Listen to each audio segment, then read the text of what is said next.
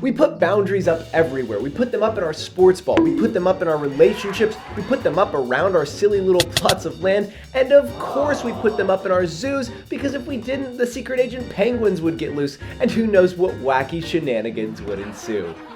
I do. They would literally cause the end of human existence. Do not let those penguins loose. No, that's funny. No, it's not. It's serious. All of this means that boundaries are probably in video games. They are. I don't know why I said probably. So many games, though, elect to just put up an invisible wall or yell, "Stop doing that!" at you to prevent you from progressing. But in this video, I rather want to talk about the games that trick the player into avoiding certain areas that are accessible in the game. So today, let's have a look at sneaky video game boundaries. One of the most common implementations of sneaky little boundaries is the one made by really hard enemies, like this dude.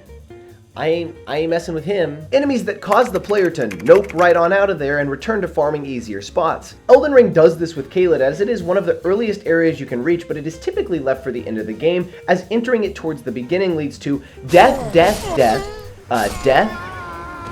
and also death. Oh, and don't forget death. Caelid's enemies don't cheat by having exponentially more health, but rather have extremely aggressive movesets and unforgiving damage, so it is always high risk, high reward to go up there on a first run, acting as a boundary of its own. Other games opt to do this in a bit more of an obvious way, placing enemies with higher levels over their head or more health in these zones to gap them off from the player, some like The Division even warning you of what's going to happen if you run that risk. This is a way of blocking an area off without actually blocking it off, directing new players without holding their hands. Some games elect to take Castlevania, toss in a pinch of Metroid, and stir it all together in a big pot. What is this, a crossover episode?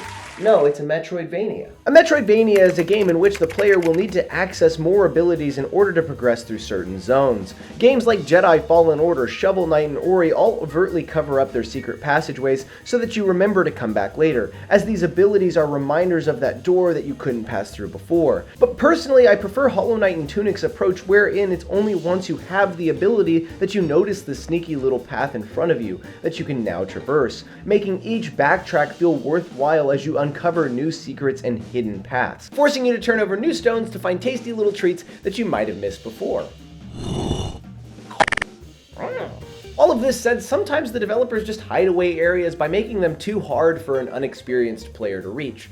It's just a skill issue. Mario Odyssey does this all the time by putting things just out of your reach as you haven't quite mastered Mario's movement abilities. Landing a triple jump ground pound takes some time, and until you master it, those upper zones will remain unreachable. In the same vein, the movement in Outer Wilds can be tricky to control, and while all the solar system is your oyster, your skill is limited by your inability to master your jump pack and spaceship in the early game, meaning that simple planets like the moon are often the ones you explore first, as it is static and close. And of course these skill issues are in multiplayer games as well, as many survival games and battle royales have areas restricted by the congregation of players. Higher loot areas often mean a large quantity of skilled players, meaning that early in the game you are best off to avoid these zones. There are a lot of ways to create boundaries between areas in video games. Most are boring with fences or unclimbable mountains, but the ones discussed today are all fun ways to do it without overtly notifying the player. It makes these worlds feel more genuine and creates a better sense